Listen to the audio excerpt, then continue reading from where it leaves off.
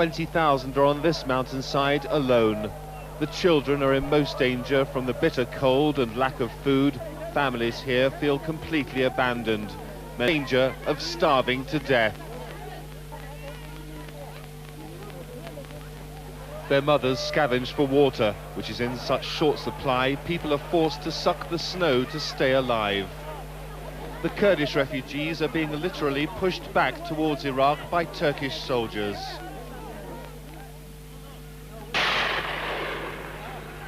Any Kurds who try to get past the soldiers are hunted down. This man was caught and knocked unconscious. Every day, more illness, more disease. This man lost his left arm because of gangrene. Now part of his right arm has also been amputated. This woman is covered in napalm burns, attacked by the Iraqis as she fled. Kurdish doctors say they must have medicines or they won't survive. All of us will die. Even doctor will die. The dead remain uncounted. Every morning they carry out those who didn't make it through the night. This 80-year-old man walked for 9 days with no food. He made it to the border only to die of exhaustion. His heartbroken son stayed with him until the end.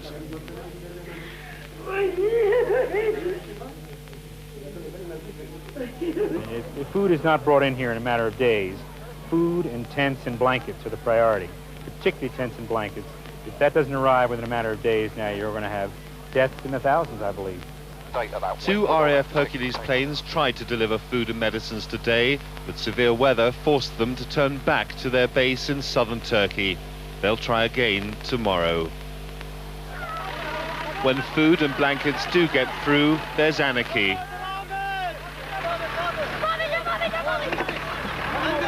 The gross lack of organisation means so much so desperately needed is being wasted. It's almost beyond belief, and it's almost too late to put a halt to this appalling human catastrophe. Glen News at 10, Eastern Turkey. Exodus, the hemorrhaging of Iraq, a human tragedy on a monstrous scale. All these things have already been said, and yet still they do not adequately describe what is happening here, 10,000 feet up above the snow line, where the two hostile countries meet. But what more can you say to describe these hundreds of miles, families all, who do not believe they brought Saddam Hussein's vengeance on themselves and continue to bring with them a sense of betrayal?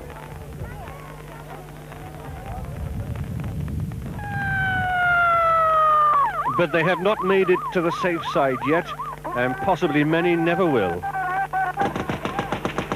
A loudspeaker and gunfire from the Turkish side warns them to stay where they are, that they risk being shot at if they stampede across.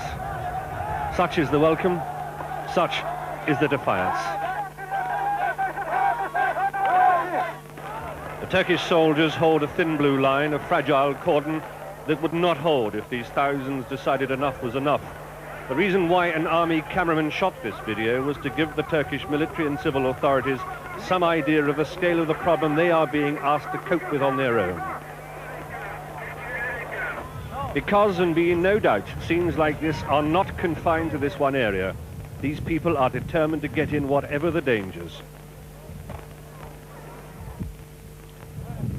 Numbed by the risk, they travel through any pass, through any minefield along this 200-mile border, unconcerned about the dangers ahead, only looking back at what they are running away from.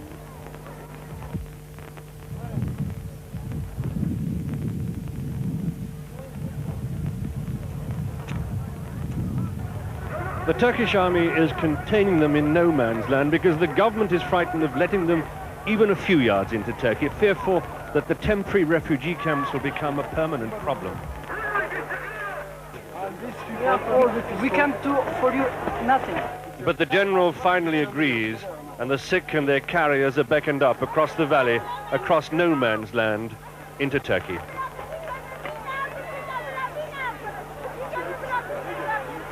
babies suffering from lack of milk, for children gangrenous from frostbite, and those who could not manage those final few yards of their long, long journey and died on the slope. Talk of a sanctuary for the Kurds in northern Iraq, and that would mean sending them back across the mountains they've just crossed.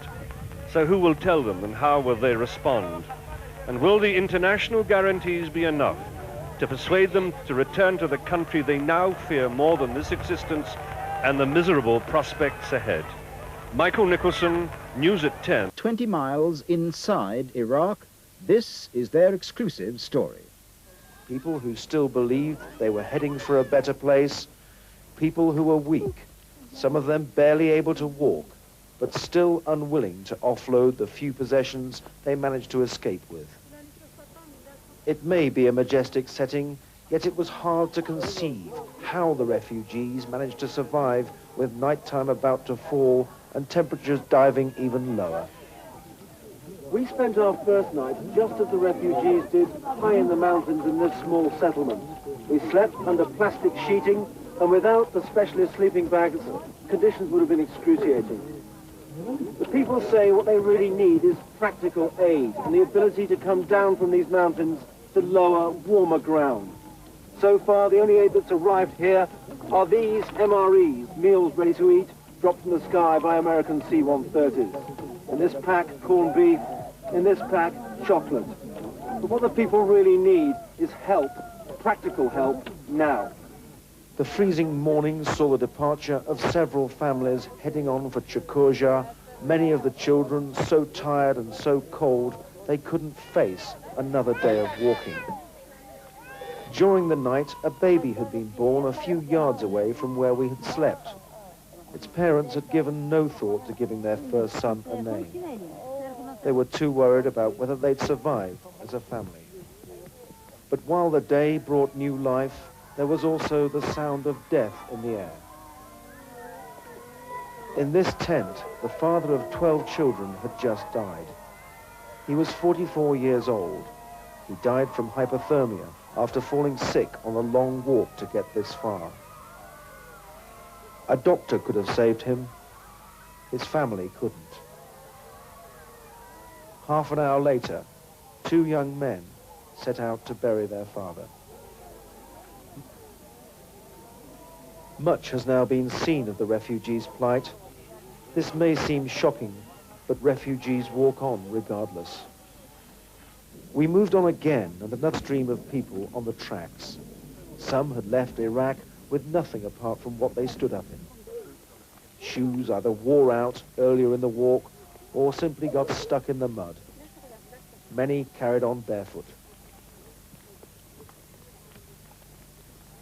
Our first sight of the transit camp from which they were heading was the haze of wood smoke hanging above the valley. We reached this camp in the night, and the people were all talking about leaving the next day because conditions were too bad. One man, a secondary school teacher, had been told by the Turks it would take 2 to 3 hours to get to KcHy from here. It would in fact take his family at least 2 to 3 days. We had to tell them the truth, that they were better off staying here in better conditions until the weather cleared.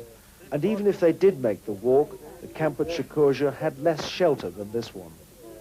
We have been living amongst the refugees for 3 days now, covering over 50 miles and traveling like them on foot. We haven't seen one relief worker yet. Everyone we meet asks for medical aid. Presented with such sights, I wish I was a doctor rather than a journalist. Some ask political questions, and they try and blame President Saddam Hussein, President Bush, Turkey, or the international community.